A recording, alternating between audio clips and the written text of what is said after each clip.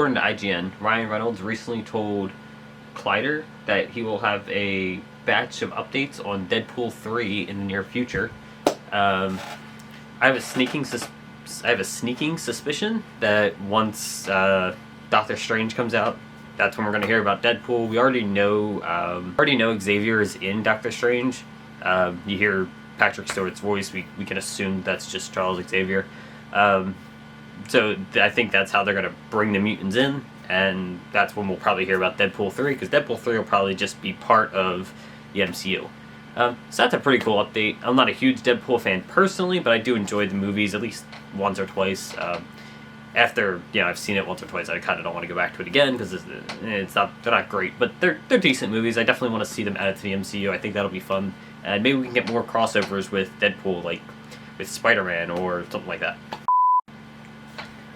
In YuGiOh Twitter news today, people are bitching about maxx again, because if you're not complaining about the price point of YuGiOh, which is a little ridiculous, you're probably complaining about maxx, which is not the big deal I think people think it is.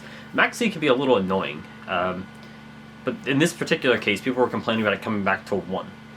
I don't think it'd be that bad at 1. Most decks main 3 Ash Blossom. That's 3 immediate outs to a 1 of. That's only good if you're going second against the combo deck. If you're going first against the combo deck, it's kind of a dead card in your hand. Don't get me wrong, it'll be fine when you do go first, but it's not a combo piece, so like any other hand trap, it kind of isn't great. But going second, it obviously is amazing.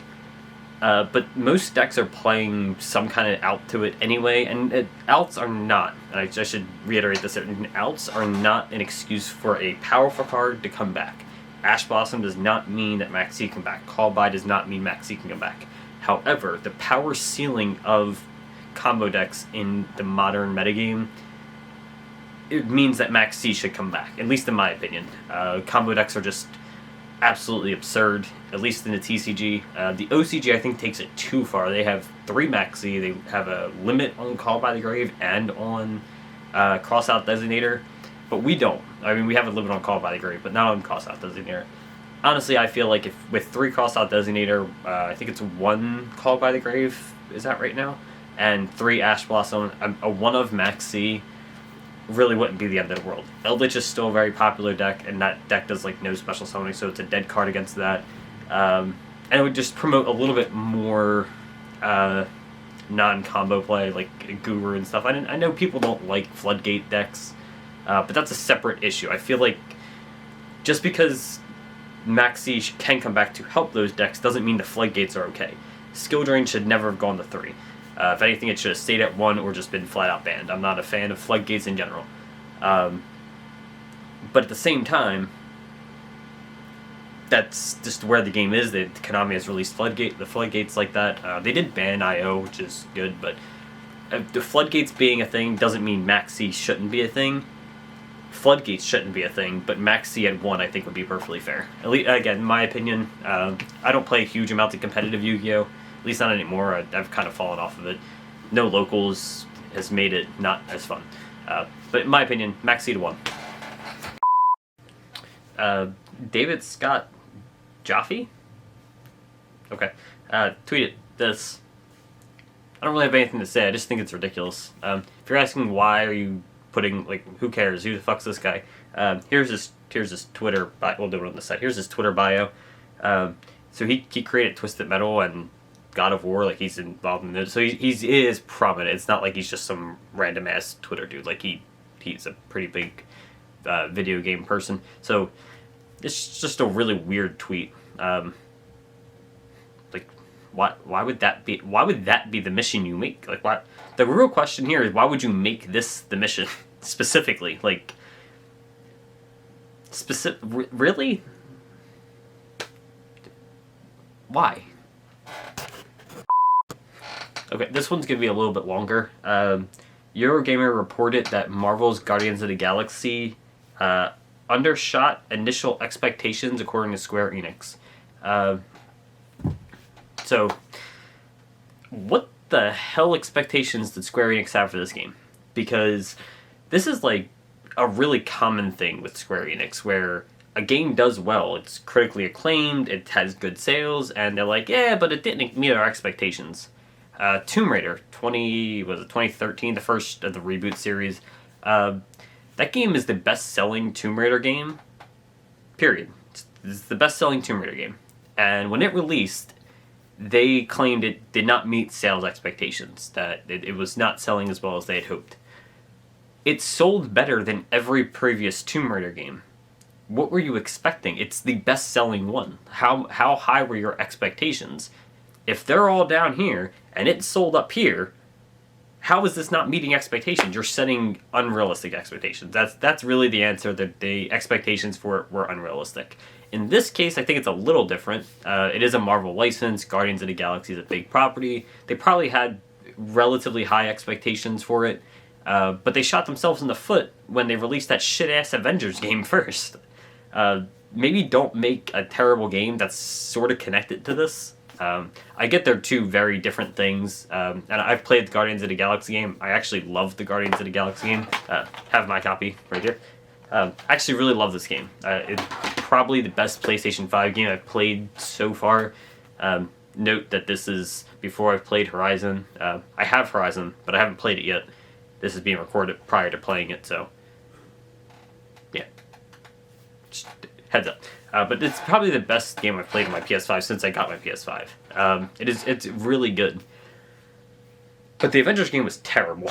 Like, the Avengers game was just trash. The gameplay was bad, the microtransactions just turned people off, and it did not get good updates. And Spider-Man was locked to the PlayStation, which, I mean, I'm playing it on PlayStation, I wouldn't really care that much. But it took them so long to get it out, and it just wasn't that good.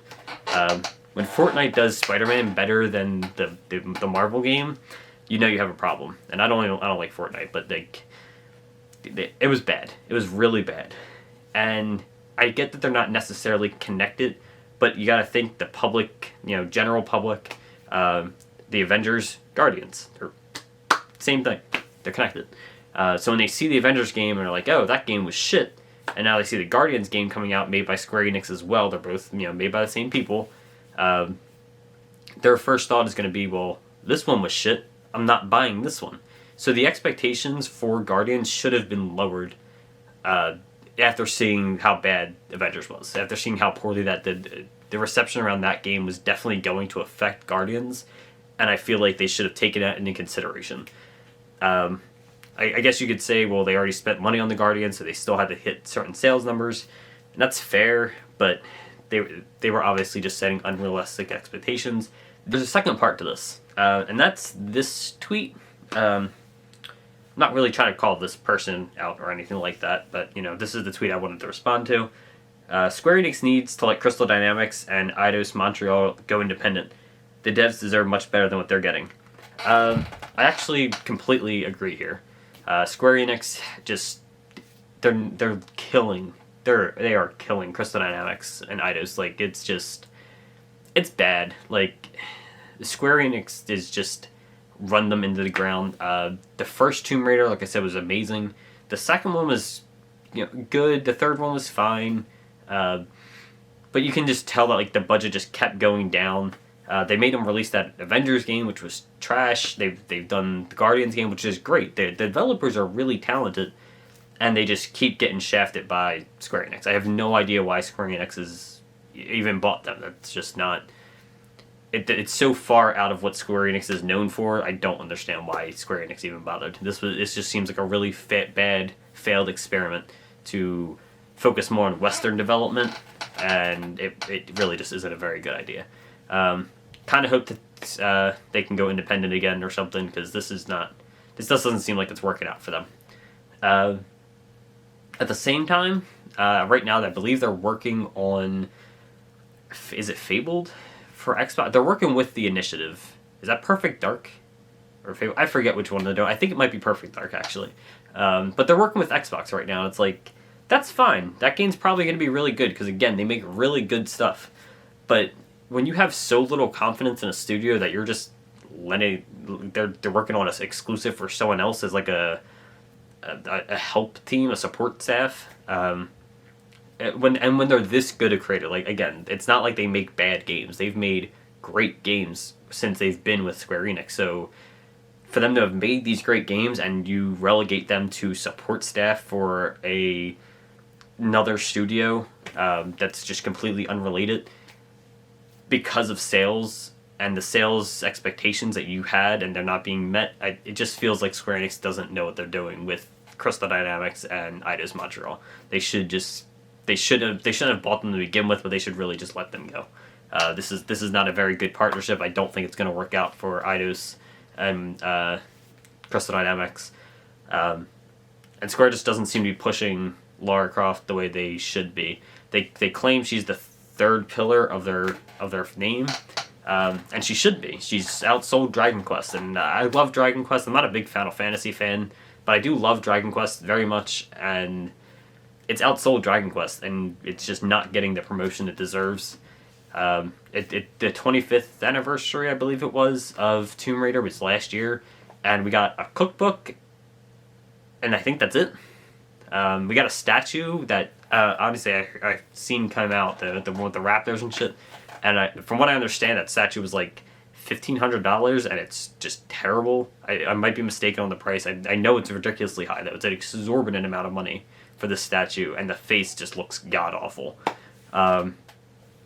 But yeah, no, it's just I feel like Square Enix is not doing well by the name for Tomb Raider. Tomb Raider should be better, and they're just not doing anything with it.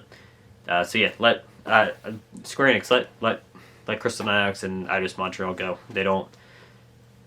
You don't need them, and they really don't need you.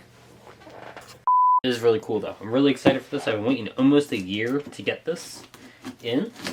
And yeah, so we're just gonna cover it now. The boxes are a little wet, so I'm a little concerned. It poured while I was at work, and they got delivered while I was at work. So, also, I guess I said they, by the way, there's two things to open, but they're basically the same thing.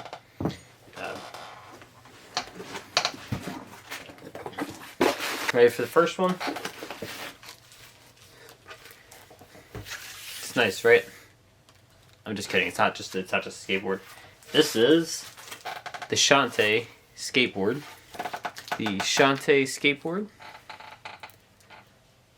Trying to get that glare off there. There you go. That looks really good. I am super excited to have this. This will be decorating the game room. If you haven't noticed, I'm a huge Shantae fan. Love all the Shantae games. Love the character. I have Shantae shit all over the place in this room. And it's just continuing to grow. I have multiple PS5 collector's editions on the way. But one of the things that came out at the same time as the collector's editions is these skateboards. So, again, nice pine here, but here's the second one.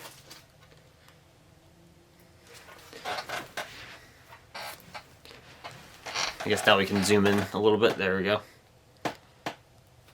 Again, these just look really good. Just overall, these are incredibly nice, and I cannot wait to hang them in the game room. I fucked your bitch, you fat motherfucker. West side, bad boy killers. Going ahead, there'll be spoilers for all of Euphoria up until the second season finale, because that hasn't come out yet. So just, this is your spoiler warning. If you haven't seen all of the series, cut away here. The video's over after this anyway. So Euphoria season 1, phenomenal. Rue is hilarious. Her crashing her bike into shit. That whole cutscene was funny as hell. When she pretends to be a teacher and explains shit. That there's 2 or 3 instances of it that they're always funny. Jules is a standout character. I think she's the best part of the show. Really like her. Kind of disappointed that she hasn't shown up as much towards this back half of season 2, but it is what it is. The specials, the first special, Rue's special, where it's just her and talking to her sponsor in the diner, is absolutely phenomenal. It's great use of a limited, I want to say resources. I don't know if it was actually resource limitedly, but budgeting, where it's just those 2 characters. There's one other character that really shows up, and they just talk in the diner at the table for like an hour. It's great. It is absolutely amazing. Super well shot, and the drama in that is just it's very good. That's probably the best episode of the show. The second special, in my opinion, is also very very good, but it didn't really get the views. I was seeing the views on it, and it's like the lowest viewed episode in the series. So if you haven't seen it, it's all about Jules coming back from the end of season 1. You learn about her backstory a little bit, and the episode's amazing. Again, that's probably one of the best episodes in the series, and it deserves to be watched more. So if you haven't seen it, you need to check that out. Season 2, I think season 2 started out pretty weak. I mean, the first episode of season 2 is amazing. Ash killing what's that dude's name? Mouse. Ash killing Mouse was great. But besides that, season 2 has been a little for the beginning, but the back half has really picked up. Stand Still Like a Mockingbird, or Stand Still Like a Hummingbird. I think that's episode 5 of season 2. Was absolutely phenomenal. The whole thing is just Rue being chased by her mother and the police and trying to get away, and the suspense in that episode is perfect. It lasts the whole time, and it's so well done. Also, in the beginning of the episode, her fighting with her mother, and Jules and her their new friend, the guy friend, seeing it. It was really well done. Like that, it adds so much tension and it came out of nowhere. That it was really good. Really happy to see that. I guess not happy to see it, but it was really good. It was really well done. It made the show super interesting. Can't wait for the season finale. It has been renewed for a season 3, so that's good. This doesn't really have anything to do with news. I just kind of want to talk about it. I planned on making a review on the show, and then I started writing it and didn't really like where it was going, so I just decided to scrap it. So instead of just doing this small little thing, just to kind of extend the time on the variety show. It is a variety show. Can talk about whatever I want. That's why I made it.